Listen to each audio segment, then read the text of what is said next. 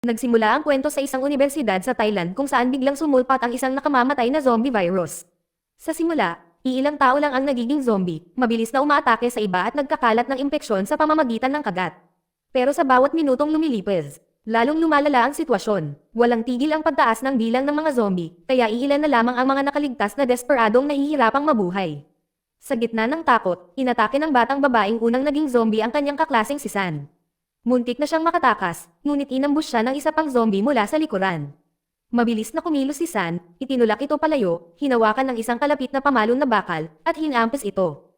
Habang namamatay ang nilalang, may kakaibang nangyari. May isa pang zombie na tila naglunok sa rito. Ang sandaling ito ay nagpapahiwatig ng kakaibang emosyonal na koneksyon sa pagitan ng mga nahawaan, na nagmumungkahi na maaaring hindi sila lubos na walang damdaming pantao. Matapos mabuhay, si San at ang kanyang grupo ay pumasok sa gusali ng agham. Agad na isinaksak ni Ning ang kanyang telepono para mag-charge at tinawagan ang kanyang propesor, at agad na hiniling dito na alagaan ang kanyang ina. Nag-aalala ang propesor, at nagtanong tungkol sa kapatid ni Ning na si Nan, pero ipinaliwanag ng babae na wala ito sa kanila. Bago pa siya makapagsalita, biglang ibinaba ni Ning ang tawag. Ang ingay ay nagsimula nang makaakit ng mga kalapit na zombie patungo sa laboratorio. Dahil sa biglaang pagkataranta ng propesor, binuksan niya ang telebisyon. Inihayag ng balita ang isang emergency. Idineklara sa Bangkok matapos kumalat ang isang zombie outbreak sa buong unibersidad. Pagkatapos ay tiningnan niya ang kalagayan ng ina ni Ning at natuklasan na ang kondisyon nito ay lubhang kritikal. Pagbalik sa unibersidad, tumakas si Ning at ang kanyang grupo gamit ang bintana ng laboratorio papunta sa isang balkonahe. Mula roon, nakita niya ang kanyang kapatid na si Nan at ang grupo nito na buhay. Gamaan ang loob niya, tinawagan niya ito para makapag-ayos sila ng plano para makatakas. Pero biglang may nahulog na zombie mula sa itaas na ikinagulat ng lahat.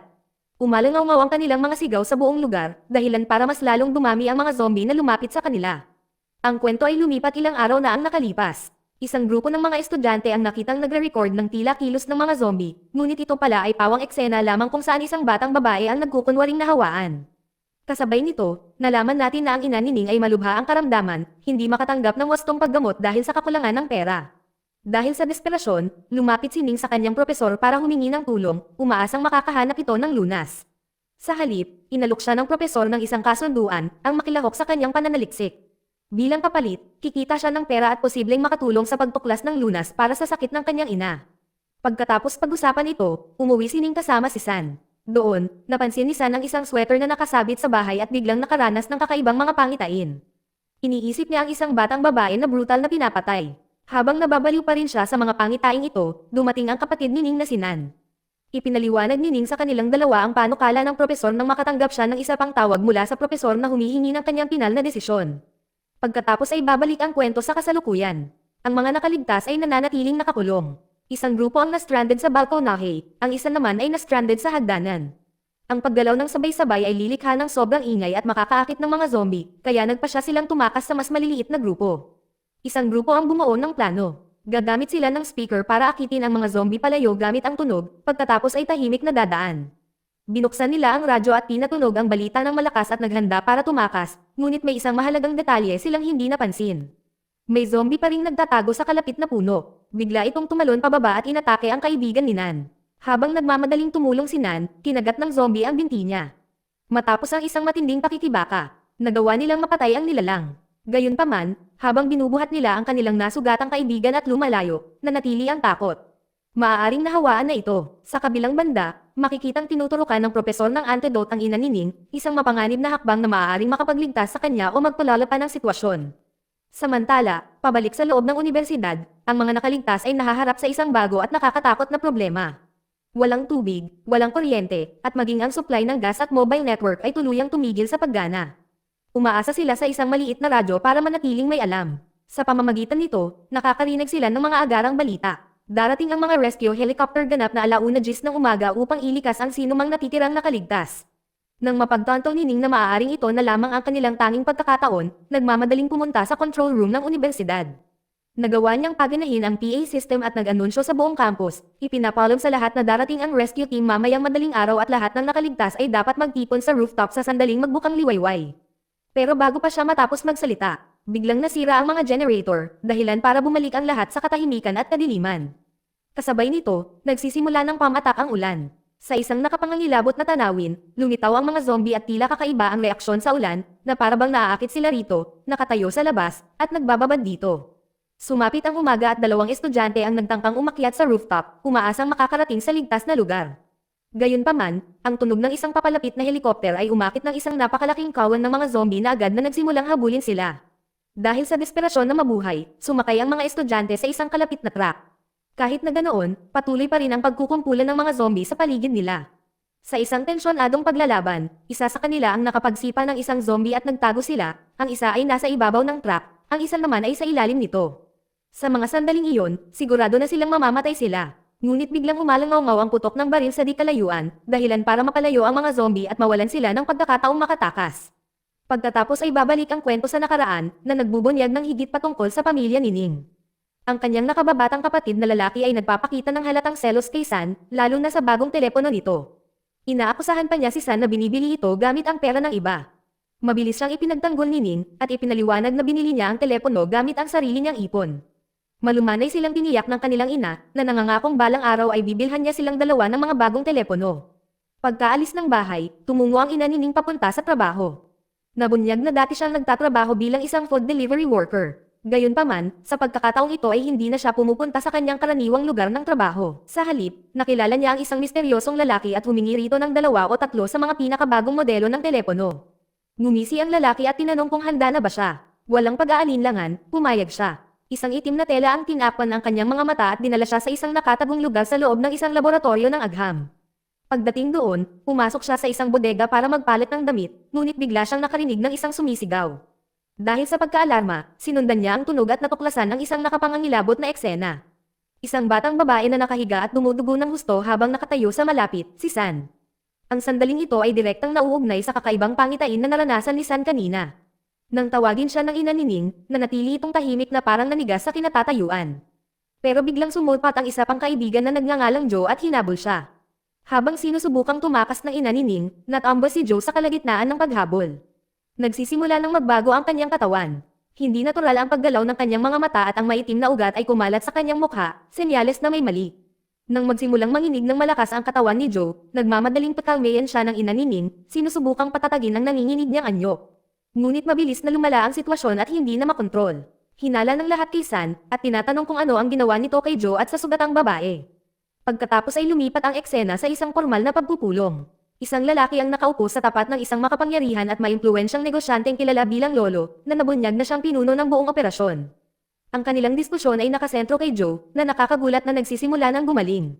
Ipinaliwanag ng ina ni Ning na ang kanyang kondisyon ay sanhi ng labis na dosis ng gamot. Sa desperadong pagtatangka na patatagin siya, tinurukan niya ito ng isang eksperimental na bakuna na tinatawag na anasong. Gayunpaman, hindi pa rin kumpleto ang bakuna at walang nakakaalam kung anong mga side effect ang maaaring idulot nito. Dahil sa padalos-dalos na desisyong ito, agad na tinanggal sa proyekto ang ina ni Ning. Binalaan siya na kahit bumuti ang kalagayan ni Joe, hindi pa rin siya papayagang umalis ng laboratorio. Sa halip, mananatili siya sa ilalim ng mahigpit na obserbasyon upang masubaybayan ng mga mananaliksik ang pangmatagalang epekto ng bakuna. Habang palabas ng silid ang ibang mga doktor, nilapitan ng lolo ni Joe ang ina ni Ning at sinabi rito na kahit pinalayas na siya ng mga awtoridad, gusto pa rin itong manatili itong bahagi ng proyekto at may kapangyarihan siyang maisakatuparan iyon. Dahil sa matinding pressure, guilt, at desperasyon, gumawa ang ina ni Ning ng isang nakakagulat na desisyon.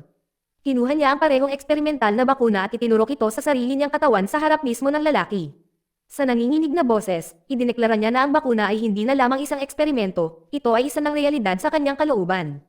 Patuloy niyang sinasabi na anuman ang mga side effect na dulot ng bakuna. Titiisin niya ang mga ito at hahanap ng paraan upang gamutin ang mga ito. Pero bilang kapalit, isang pangako ang hinihingi niya. Kung hindi siya makatuklas ng panlunas, hindi dapat saktan ang kanyang mga anak. At kung magtatagumpay siya at ang kanyang mga anak ay dapat payagang umalis ng bansa at magsimula ng bagong buhay sa ibang bansa. Isa itong desperadong kasunduan na ginawa ng isang inang handang isugal ang lahat. Kalaunan, umuwi siyang wasak ang damdamin at humagulgol ng malakas. Agad na napansin ito ni Ning at nagtanong kung ano ang nangyari. Ngunit itinago ng kanyang ina ang katotohanan, pinilit na ngumiti habang sinasabing nagkaroon lamang siya ng hindi pagkakasundo sa mga staff sa hotel. Ang kwento ay babalik sa kasalukuyan sa unibersidad. May nakita si Nan na grupo ng mga zombie na tahimik na dumaan malapit sa kanilang kwarto at sinimulan niya silang kunan ng litrato gamit ang kanyang kamera. Nagtipon-tipon ang iba pang mga nakaligtas para manood. Sa sandaling iyon, napansin ni Nan ang temperatura. 25 degrees Celsius na ngayon. Ang obserbasyong ito ang nagtulak sa kanya sa isang realisasyon. Ipinaliwanag ni Sam na hindi ito mga ordinaryong zombie. Mayroong kakaiba sa kanila na hanggang ngayon ay hindi pa rin nila lubos na nauunawaan. Kaninang umaga, noong nasa 31 degrees Celsius ang temperatura, agresibo at hindi mapigilan ang mga zombie. Pero ngayon, sa mas malamig na mga kondisyon, tila mas kalmado at hindi gaanong magulo ang mga ito. Ang mas nakakabahala pa ay ang katotohanang tila nananatiling buo ang kanilang mga emosyonal na koneksyon. Ipinaalala niya sa kanila kung paano ang kanilang kaklaseng si Jane, kahit na naging zombie na, ay tila nagluksa pa rin sa pagkamatay ng mga unang nahawa. Ang pagbubunyag na ito ay pumipilit sa lahat na pag-isipang muli ang kanilang hinaharap. Ang mga nilalang na ito ay hindi lamang mga halimaw na walang isip. Maaaring mayroon pa rin silang mga piraso ng kanilang pagkatao. Habang sumasapit ang gabi, nahihirapan ang grupo na tiisin ang kadiliman, batid na ang tanging pagkakataon nilang mabuhay ay ang makarating sa bubungan pagsapit ng umaga. Bilang paghahanda sa mga mangyayari, tumungo sila sa sektor ng paglilinis at nagtipon ng lahat ng kagamitan hanggat maaari, anumang bagay na maaaring magsilbing sandata. Sa kaibuturan ng kanilang puso, alam nila na bago sila makarating sa ligtas na lugar, maaaring wala na silang ibang magawa kundi ang lumaban sa mga zombie. Habang nagsisimulang umakyat pataas ang mga nakaligtas, may napansin silang isang bagay na lubhang nakakabagabag. Sa pagsapit ng umaga, lahat ng mga nahawaan, iyong mga naging zombie, ay tila bumabalik sa kanilang mga normal na gawain. Nagpatuloy sa pagwawalis ng mga sahig ang mga tagalinis, mahinahong inaayos ng librarian ang mga libro, at tahimik na nakaupo ang mga estudyante na parang nag-aaral. Nagiging malinaw na sa kabila ng kanilang pagbabago, ang kanilang mga isipan ay gumagana pa rin sa anumang paraan. Maingat na sinubukan ng grupo na palihim na lumabas ng library nang hindi nakakakuha ng atensyon, ngunit biglang tumunog ang telepono ng isang babae, na sumaire sa katahimikan.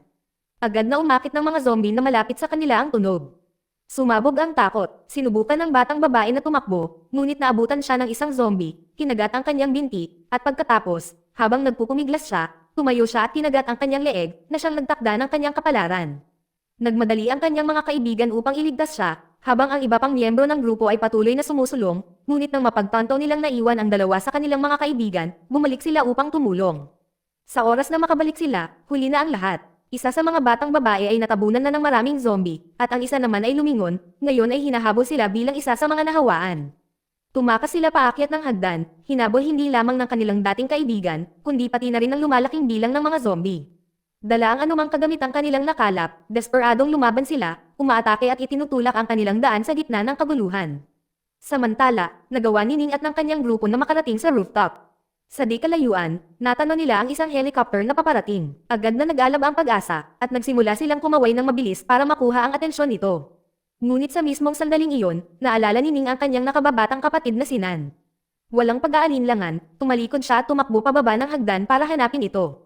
Sa ibang lugar, ang dalawang batang lalaki na dating nagtago sa truck ay hinahabol na ngayon ng isa sa kanilang mga kasama na nahuhulog sa panganib bilang zombie. Dahil wala ng ibang pagpipilian, tumalon sila sa isang swimming pool para makatakas. Sinundan sila ng zombie papunta sa tubig.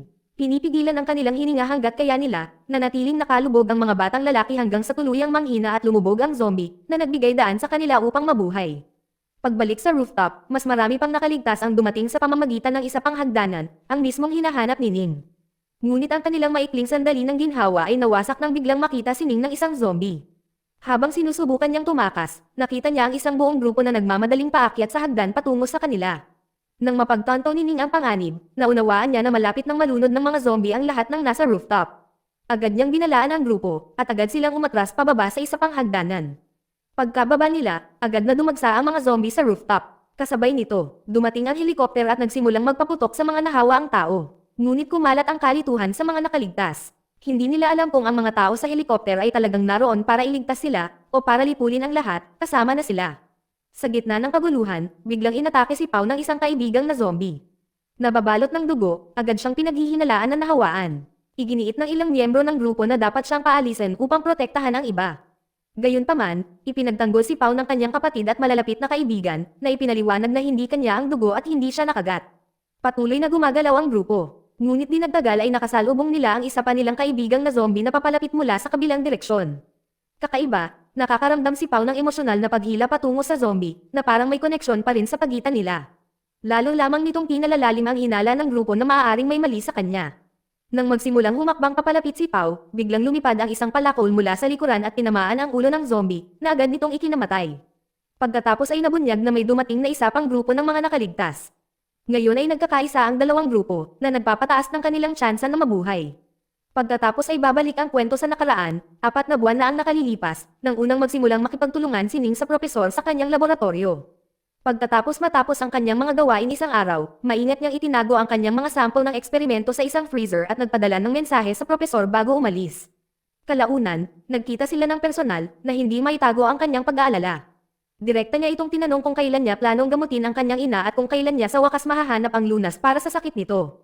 Lumalala ang kalagayan ng kanyang ina sa bawat araw na lumilipas at wala na silang natitirang maitutulong sa kanya. Kalmadong nakinig ang propesor at tiniyak sa kanya na makakahanap sila ng solusyon sa lalong madaling panahon, ngunit hindi pa rin tiyak kung mapagkakatiwalaan ang pangakong iyon. Nahaharap si Ning sa isa na namang tunggalian sa moralidad. Hindi niya matanggap ang ideya ng paggamit ng mga tao bilang mga paksa sa pagsusulit, ngunit binaliwala ng propesor ang kanyang mga alalahanin, sinabihan siyang gawin na lang ang gawaing iniatas sa kanya. Ayon sa kanya, nasa mas matataas na awtoridad ang pagpapasya kung dapat bang isagawa ang mga eksperimento sa mga hayop o tao. Pagkaalis ni Ning, ang lalaking minsang nagdala sa ina niya sa laboratorio ang pumasok sa opisina ng propesor. Naghahatid siya ng nakababahalang balita. Mabilis na lumalala ang kondisyon ni Joe at kailangan nila agad makahanap ng panlunas. Kung hindi, ang mga makapangyarihang tao tulad ni Lolo at ng kanyang mga kasamahan ay hindi lamang sisira sa kanila, kundi pababagsakin din ng kanilang buong kumpanya. Galit na galit ang lalaki, at binigyan niya ang propesor ng mahigpit na ultimatum. Mayroon lamang siyang 3 araw para tapusin ang gawain. Mula sa sandaling iyon, pinagbawalan na siyang humingi ng tulong kay Ning. Kailangan niyang harapin ang lahat ng mag-isa. Pagkatapos ay babalik ang kwento sa kasalukuyan. Ang mga nakaligtas, pagod na pagod at desperado, ay nagtitipon sa gym ng unibersidad upang kumain at uminom ng anumang makita nila. Ngunit kahit na nakabawi na sila ng lakas, isang malupit na katotohanan ang mabigat na bumabalot sa kanila. Naniniwala na sila ngayon na walang balak ang militar na iligtas sila. Sapat na ang kanilang nakita para maunawaan na kung gusto nilang mabuhay, dapat silang umasa ng buo sa kanilang sarili. Kasabay nito, ipinagpatuloy ng propesor ang kanyang pananaliksik. Habang sinusuri ang mga lumang materyales, natuklasan niya ang gawa ng isa pang siyentipiko na puno ng detalyadong pag-aaral at mga imahe ng Daikya. Dahil sa pagiging interesado, mas sinisid niya ang pananaliksik at natuklasan ang isang bagay na kamangha-mangha. Ang ilang uri ng Daikya ay nagtataglay ng isang uri ng biolohikal na immortalidad. Ibig sabihin, sa asensya, maaari nilang maiwasan ang kamatayan. Nang mapagtanto ang potensyal nito, mabilis siyang umorder ng mga specimen ng Daikya mula sa parehong lalaking nagbanta sa kanya, umaasang maaaring sila ang may hawak ng susi sa pagkumpleto ng kanyang eksperimento. Pagbalik sa universidad, muling pinag-uusapan ng mga nakaligtas ang kanilang pagtakas ng ipakita sa kanila ni Sam ang kuha na nirecord niya ng mga zombie. Habang pinagmamasdan nila ito ng mabuti, may napansin silang kakaiba. Lahat ng mga zombie ay gumagalaw sa iisang direksyon na parang ginagabayan ng isang hindi nakikitang puwersa. Ito ang humantong sa kanila sa isang nakakagulat na conclusion. Tiyak na may pinunong kumokontrol sa kanila, marahil isang reyna ng zombie, katulad ng kung paano sumusunod ang mga bubuyog o insekto sa iisang pinuno. Kung mahahanap at mapapatalsik nila ang pinunong ito, maaaring mapigilan o makontrol pa nila ang buong kawan. Pagkatapos ay nagbalik tanaw ang kwento ilang araw na ang nakalipas. Nilapitan ng propesor ang isang matandang babae na nagtatrabaho sa universidad at binigyan ito ng isang pambihirang alok. Inaangkin niya na kaya niyang pigilan ang pagtanda nito at gamutin ang lahat ng sakit na kaakibat nito, lahat sa pamamagitan lamang ng isang iniksyon. Gayunpaman, mayroong isang mahigpit na kondisyon.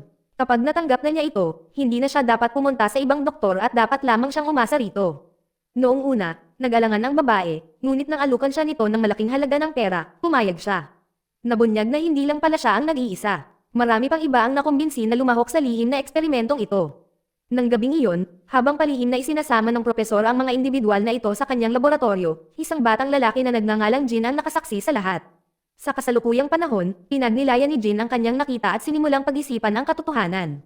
Ang pagsiklab ng mga zombie ay maaaring nagmula sa eksperimento ng propesor ng gabing iyon. Dahil determinadong kumilos, ang ilan sa mga nakaligtas ay nagpasyang hindi na sila maaaring umupo na lang ng walang ginagawa. Gumawa sila ng plano para matukoy ang pinuno ng mga zombie. Isang grupo ng mga batang lalaki, kasama na si Nan, sa kabila ng pagtutol ni Ning, ang naglakas loob na lumabas upang mas masusing pagmasdan ang mga zombie. Mula sa labas ng auditorium, palihim nilang kinukunan ng video ang mga nahawaan sa loob. Pinatutunayan ng kanilang natuklasan ang kanilang teorya. Sinusundan ng lahat ng zombie ang matandang babae.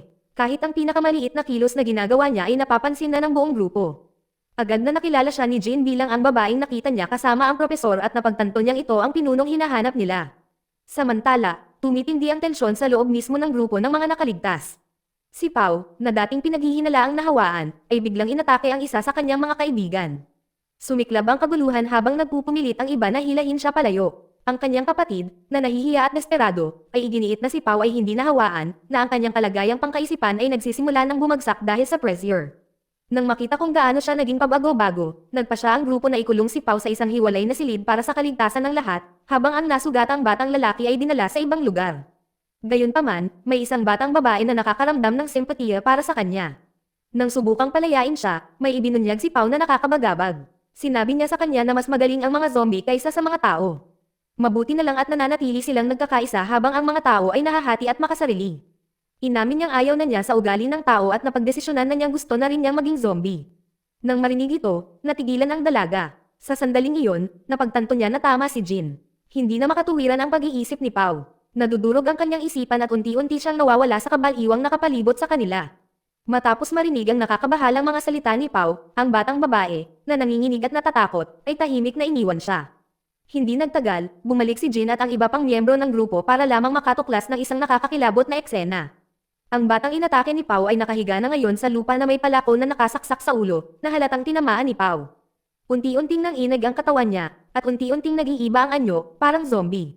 Agad na kumalat ang takot sa mga nakaligtas. Isa sa mga batang lalaki, na armado ng baril, ang humakbang paarap at binaril ang batang may impeksyon, na siyang nagwakas sa buhay nito bago pa man ito tuluyang makabalik sa dati nitong kalagayan. Dahil sa takot at galit na namumuo, hinanap ng grupo si Pau. Di nagtagal ay natagpuan nila siya sa loob ng auditorium na sumisigaw ng malakas sa mga zombie, nagmamakaawa na lumapit at kagatin siya. Gusto niyang maging isa sa kanila. Nang marinig ang kanyang desperadong sigaw, sumugod ang grupo para pigilan siya, ngunit sumiklab ang tensyon ng isa sa mga batang lalaki, na wala ng tiwala kay Pau, ang nagtangkang barilin siya. Sakto lang ang pagtulong ng iba, kaya nailigtas si Pau sa pagkamatay.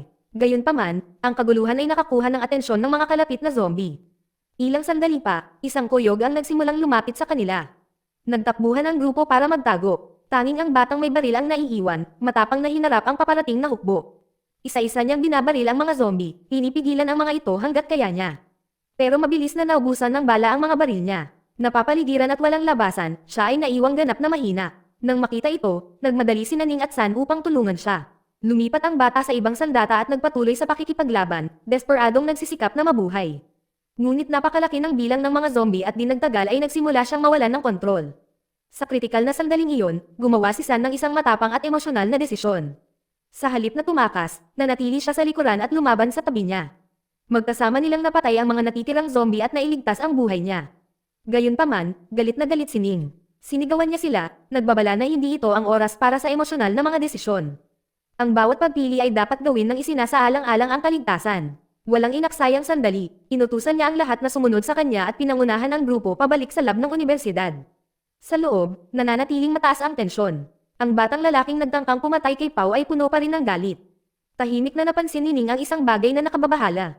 Kinagat siya ng zombie sa balikat. Malamang nahawa siya, bagaman hindi siya nagsabi noong una. Ang batang lalaki, na puno ng galit, ay sumugod ng malakas. Sinisi niya ang lahat sa nangyari, iginiit na dapat sana'y napigilan na si Pau ng mas maaga at ang emosyonal na pagpili ni San ang nagbuwis ng kanilang buhay. Sa isang biglaan at nakakagulat na pagliko, bumunot siya ng pangalawang baril at nagpaputok ng maraming beses sa ulo ni San. Pagkatapos, walang pag-aalinlangan, binaril din niya si Pau. Sa wakas, itinutok niya ang baril sa sarili at nagpakamatay. Ang buong trahedya ay naganap sa loob ng ilang segundo, masyadong mabilis para sa kahit sino na makariyak. Tumahimik ang silid. Natigilan si Ning sa gulat, hindi maintindihan ang nangyari. Napaiyak si Dan, nagluluksa sa pagkawala ng kanyang mga kaibigan. Naupo si Ning sa tabi niya, sinusubukang aliwin siya sa abot ng kanyang makakaya. Habang nahihirapan si Dan sa kalungkutan, isang alaala ang biglang lumitaw. Naalala niya na minsan ay ikinwento sa kanya ni San ang tungkol sa pakikipagtulungan ni Ning sa propesor sa isang sikretong eksperimento. Sinusubukan nilang lumikha ng gamot para gamutin ang kanyang ina. Habang nagsisimulang magkaugnay ang mga piraso, may isa pang naalala si Dan. Ilang araw pa lamang ang nakalipas. Nakakita siya ng ilang kawawang kawani ng unibersidad na nagtipon sa labas ng opisina ng propesor, kabilang ang matandang babae na pinaniniwalaan na nila ngayon na siyang pinuno ng mga zombie. Malakas na tumatama sa kanya ang realisasyon.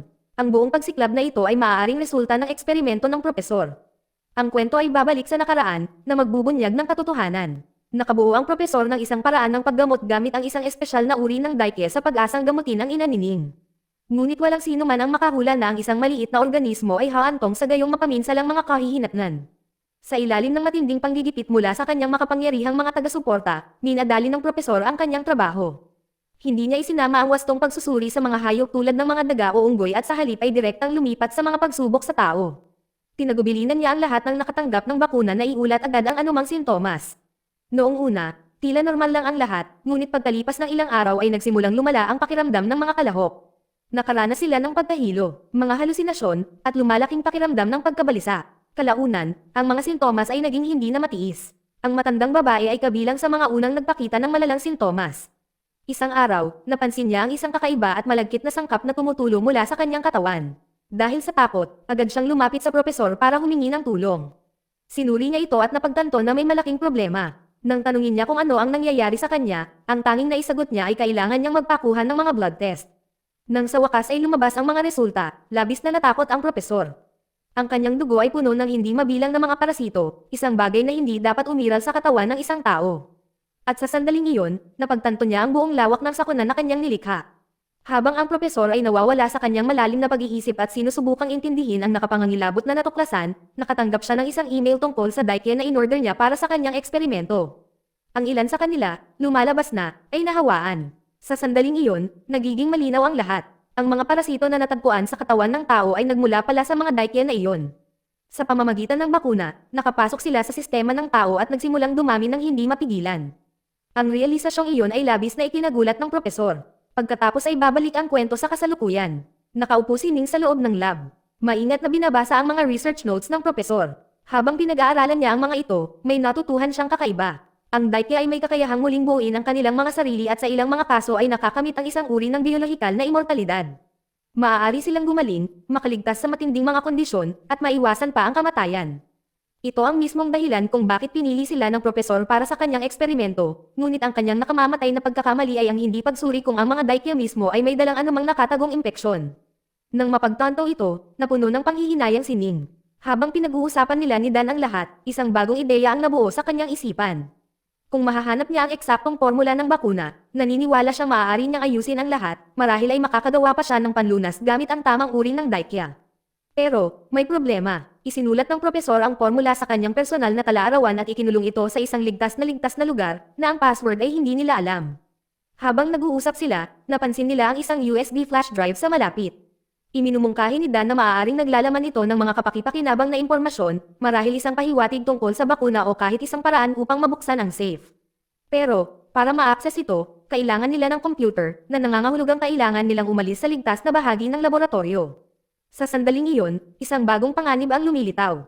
Hindi na tao si San, ang kanilang kaibigang iniwan nila. Bumalik siya bilang isang zombie. Nagiging kritikal ang sitwasyon. Mabilis na nag-isip si Ning, at naalala ang baril na ginamit kanina. Nakaisip ng plano si Dan. Ililihis niya ang atensyon ni San habang kinukuha ni Ning ang sandata. Pumayag siya. Inakit ni Dan si San palayo, binigyan ng pagkakataon si Ning na agawin ang baril, ngunit nanginginig ang kanyang mga kamay sa takot at aksidente niya itong nabitawan, na lumikha ng ingay na nakakuha ng atensyon ni San sa kanya. Nang akmang aatake na sana siya, sumugod si Dan mula sa likuran at sinugod siya, napigilan siya. Sa nakakatakot na sandaling iyon, nadaig ni Ning ang kanyang takot. Inipon niya ang lahat ng kanyang lakas. Kumilos siya at pinatay ang kanyang kaibigang si San, at pinahinga ito. Masakit pero kailangan ang desisyong iyon. Pagkatapos, bumalik sila sa laboratorio, nanginginig ngunit determinado, at nilinis ang dugo sa kanilang mga katawan. Samantala, ang mga natitirang nakaligtas ay nakatakas sa mga zombie at muling nagsama-sama sa gymnasium. Labis silang nalungkot sa pagkawala ng marami sa kanilang mga kaibigan at hindi nila alam kung ano na ang nangyari kina Ning at Dan. Sinimula nilang suriin ang mga video na nai-record nila kanina, at naghahanap ng mga kasagutan. May napansing kakaiba si Nan. Nang makagat ang isa sa kanilang mga kasama, hindi lang ito basta lumingon, tila nakabuo siya ng emosyonal na koneksyon sa zombie na kumagad sa kanya, parang isang bata sa kanyang magulang. Ang obserbasyong ito ang nagdadala sa kanila sa isang teorya. Kapag kinagat ng isang zombie ang isang tao, ang taong iyon ay nagiging inapo nito, na bumubuo ng isang ugnayan na katulad ng sa pagitan ng isang magulang at anak o maging ng isang guro at estudyante. Ang impeksyon ay hindi lamang pisikal. Lumilikha ito ng kakaibang emosyonal na hirarkiya. Napansin din nila ang isa pang mahalagang detalye. Sa lahat ng mga zombie, ang babaeng naglilinis lang ang malayang at nakapag-iisa na gumagalaw. Ang iba ay tila sumusunod sa kanya na parang sumusunod sa isang hanay ng mga utos. Nagiging malinaw na ang mga taong nahawaan niya ay direktang konektado sa kanya at siya namang naipapasa nila ang koneksyon na iyon sa iba. Lahat sila ay bahaging organisadong network at siya ang nasa sentro. Sa kabila ng pagbuo ng mga teoryang ito, nananatili pa rin ang isang misteryo. Malinaw na siya ang pinagmulan ng kadena ng impeksyong ito, ngunit ang sarili niyang pagbabago ay nananatiling hindi maipaliwanag. Saka lang, naalala ng isa sa mga batang lalaki na ang babaeng tagalinis ay dating nagtatrabaho sa Fakultad ng Natural Sciences, ang lugar kung saan isinagawa ni Ning ang kanyang mga eksperimento. Ang pagsasakatuparan na ito ay nagsisimulang pagdugtungin ang mga huling piraso ng palaisipan. Gayunpaman, sumingit ang isa pang batang lalaki at nangangatwiran na hindi na mahalaga ang pag-unawa sa pinagmulan. Ang mahalaga talaga ngayon ay kung paano siya mapipigilan. Isang batang babae sa grupo ang nagmungkahi ng isang matapang na ideya. Kung aalisin nila ang babaeng naglilinis, ang Reyna, maaaring wakasan nito ang lahat ng iba pang mga zombie, tulad ng pagbagsak ng iba kung sisirain nila ang Reyna ng isang bahay pukyutan. Pero, hindi lahat ay sumasang-ayon. May isa pang batang lalaki na nagbabahagi ng isang seryosong pag-aalala. Ang kawalan ng katiyakan ay nag-iiwan sa grupo na nahahati, nasa bingit ng isang mapanganib na desisyon na maaaring magligtas sa kanila o sampain silang lahat. Maingat na pinag-iisipan ng grupo ang kanilang susunod na gagawin. Nagsalita ang isa sa mga batang babae na may bagong ideya. Itinuturo niya na ang mga zombie na ito ay nagbabahagi pa rin ng mga emosyonal na koneksyon, tulad ng mga tao. Dahil dito, iminungkahi niya na sa halip na patayin ang matandang babae, ang pinaniniwalaan nilang pinuno, dapat nila itong hulihin. Kung gagawin nila siyang bihag, maaaring hindi sila saktan ng ibang mga zombie. Mas maganda para sa grupo ang planong ito kaysa sa basta pagtatangkang patayin siya. Ngayon, ang tanong ay kung paano siya mahuli.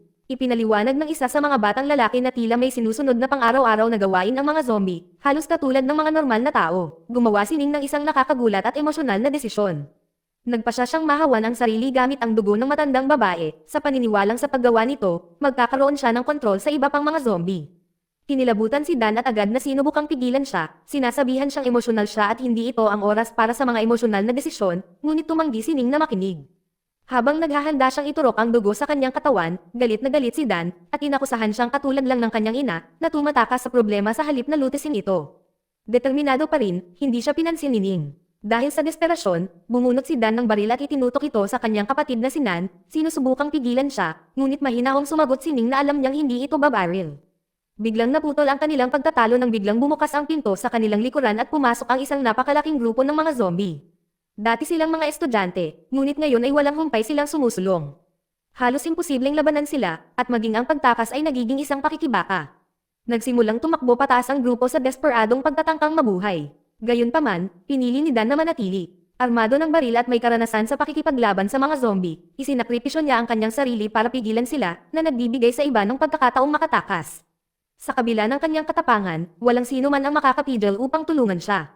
Lahat sila ay nakatutok sa kaligtasan.